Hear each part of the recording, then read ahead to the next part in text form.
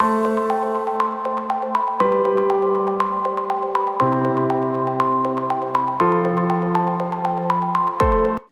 a pleasure to be on this great event, and thank you, Sheikh Mohammed, for your excellent presentation. And also, I'm very excited to be here to share about future green cities.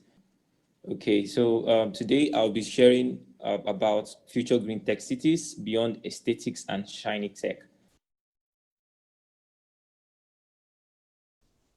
All right, so today we'll be discussing about global trends on smart city, beyond aesthetics and shiny technologies, nature, people, and technology, characteristics of a smart city, a people-centric approach to smart city, role of citizens, role of governments, and the end goal. So the background today is over 50% of the world's population, over 4.4 billion inhabitants live in cities. And that is over more than 2/3 of the world's population living in cities today.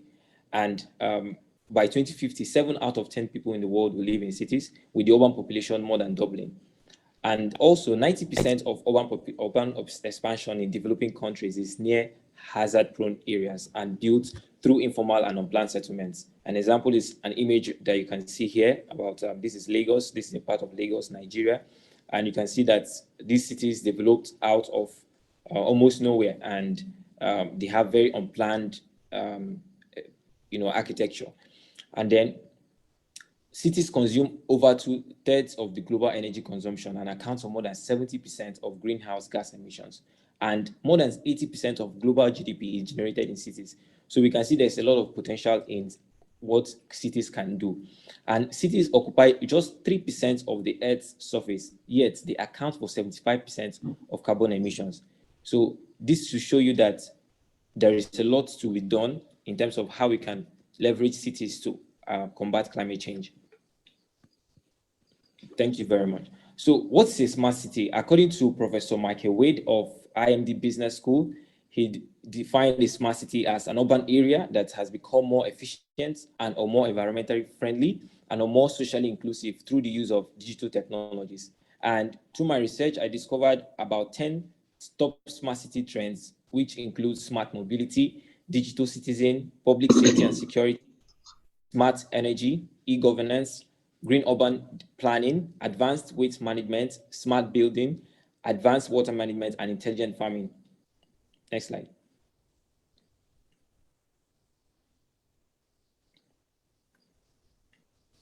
So how not to think of a smart city? And a smart city is not an upgrade to existing cities, okay? And also it is not an outcome, rather it's a process. A smart city is not also a product or service to be installed if you focus on technologies or in terms of infrastructure. And also it's not a place on Earth or planet Mars that is void of challenges. The future green tech cities will still have challenges because man exists and also thrives on challenges, right? And it's not a paradise of flying cars, robots, and skyscrapers. So what then, and how should we think about a smart city? So smart cities are beyond just the aesthetics and the shining technologies that we have in our world today or that we are developing as humans.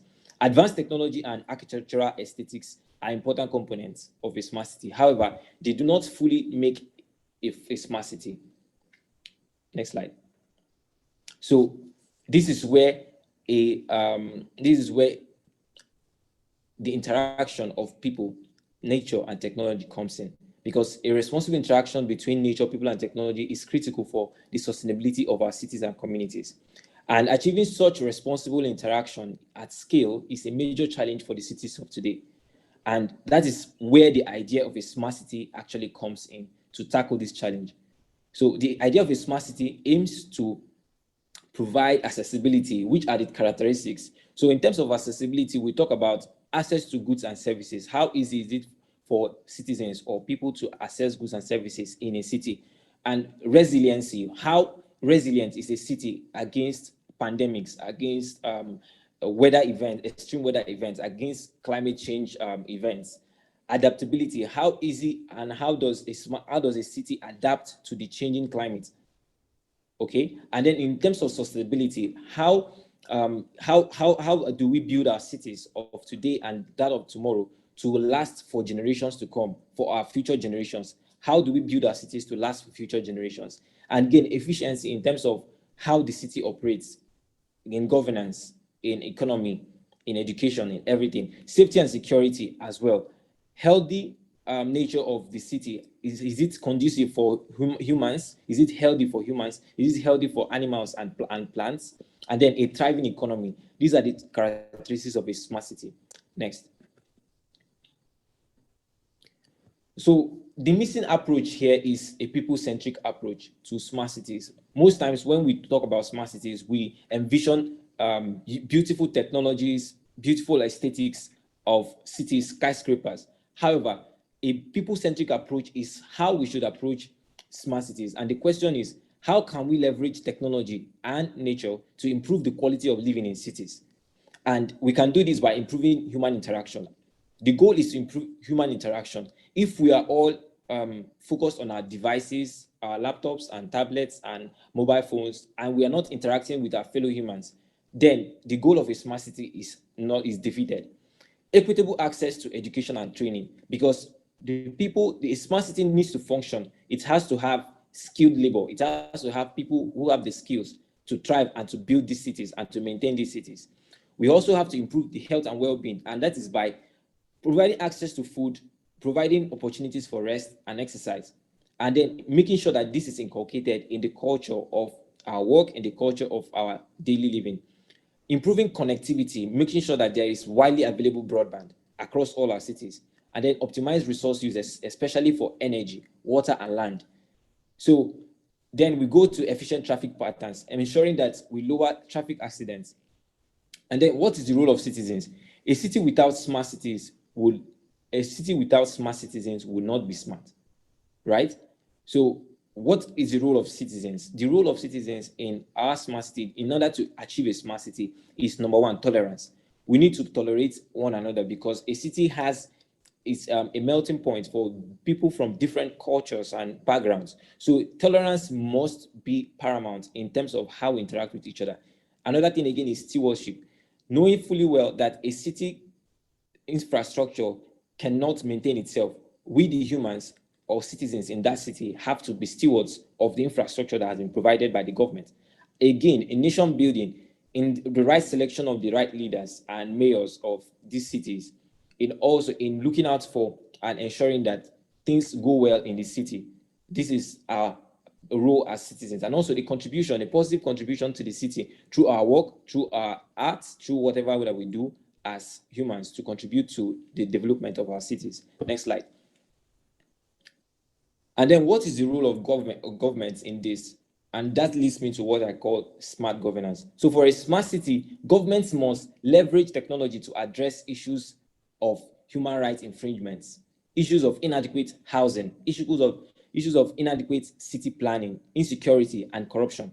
So these are what we can leverage technology to do. And if you watch this presentation, you should watch how this presentation is going. It's focusing on how we can leverage technology to address social and human issues associated with smart cities, and not just building technologies or providing technologies for the sake of providing them, but ensuring that we leverage them to address these issues that challenge us in our cities.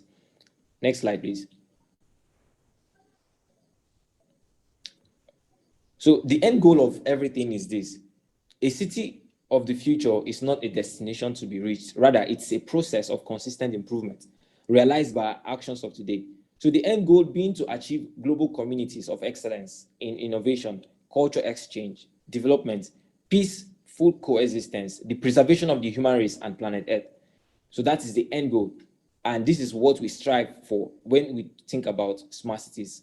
Therefore, I urge all people listening to me, city developers, governments, business leaders, to think of smart cities as global communities of excellence in innovation, culture exchange, and development, where peaceful coexistence will thrive to preserve human race and planet Earth. Thank you very much.